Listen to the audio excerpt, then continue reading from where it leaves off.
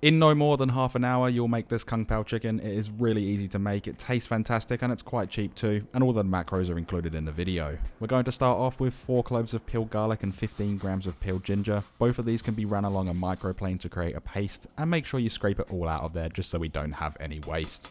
To put together the sauce, we need 125 milliliters of low sodium soy sauce, 60 milliliters of hoisin sauce, both of them have beautiful umami flavor, 40 milliliters of Shaoxing cooking wine. If you can't consume alcohol, just leave it out. Add in that garlic and ginger paste, as well as 15 milliliters of sesame oil, 2 grams of Szechuan peppercorns that have been toasted and crushed, 9 grams of granulated sugar. If you don't want to add sugar, it's completely fine. 12 grams of corn flour. This is going to be our thickening agent to help the sauce thicken, obviously. And then we're also going to season it with a little bit of pepper to taste. Get in there with a whisk. Make sure you mix this all up, concentrating on the garlic, ginger, and corn flour. And once it's smooth, we can just pop this aside for the time being.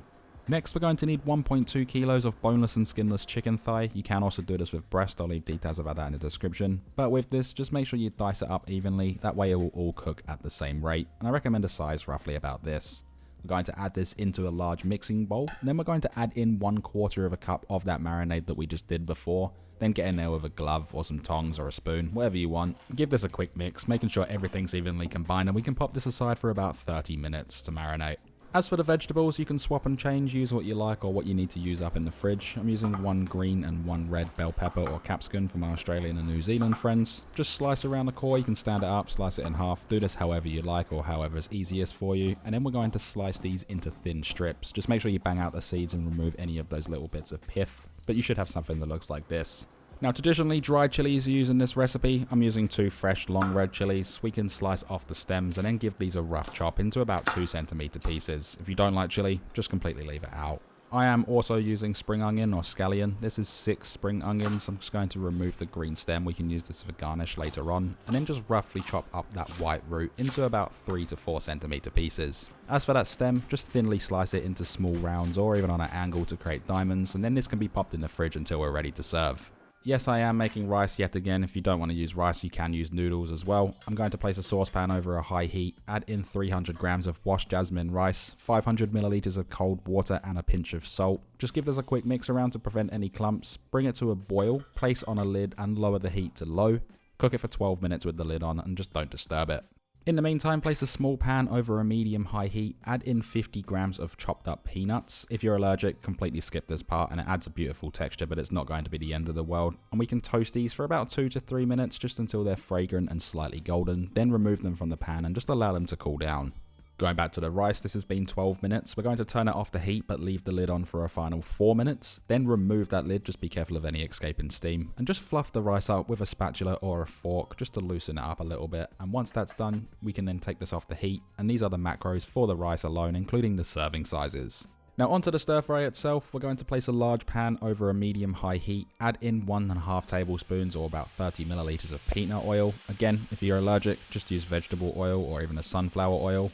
Add in the chicken, doing so in batches depending on the size of your pan, and then just fry this off for about 6 to 7 minutes, not 67 minutes, just until it's nice and brown and cooked through. And then once that's done, just carefully remove it, place it into a bowl or whatever you have, and just set it aside for the time being. Next to go in is that stir fry veg, so we're going to use both bell peppers or capsicums as well as the chopped up chili if you're using it. We don't need to add any oil here because we'll use the rendered fat from the chicken to cook this for extra flavour. Of course, if it does dry out a little bit, you can add a splash, but it's completely up to you, and that's not included in the macros for this recipe. And we're going to fry this off for about 5 minutes just to soften it up. We don't want it to be completely soft, we only want it to be slightly al dente.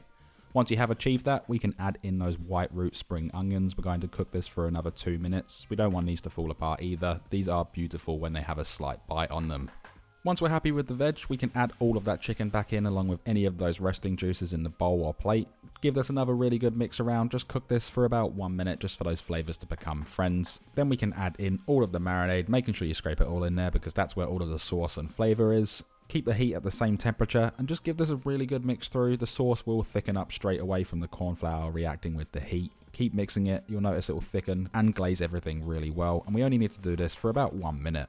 After that's done, if you're using the peanuts, add them in. Of course, if you're not, don't worry about it. Give this another good mix around. We only want to keep mixing this now until everything's combined, and then we can turn this off the heat and remove it from the stovetop. And these are the macros for the Kung Pao chicken, including the serving sizes.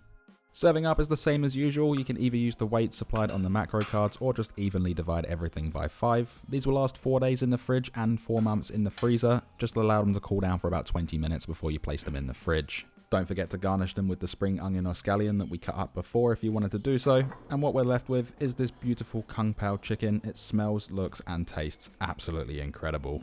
Last but not least, this right here is the final macro card, again with all of the serving sizes in there. With everything said and done though, there is only one thing left to do, and that is of course we can then dig in. The chicken's perfectly cooked. Those peppers or capsicums, whatever you want to call them, they add a beautiful peppery note. You've got the tang from all of that Szechuan, obviously the chili in there as well. If you don't like heat, don't add it. It's completely fine. As well as with the soy sauce, make sure you do use low sodium soy sauce, because otherwise if you do use regular, it will be quite salty. Just watch out for that. Rice does help balance it all out as well, and obviously that's soft and fluffy, but overall the flavor of this is absolutely incredible. If you enjoyed this video, hit that like button, really does help me out, and consider subscribing along with hitting the bell notification next to it. And I'll see you in the next one. Thanks for watching.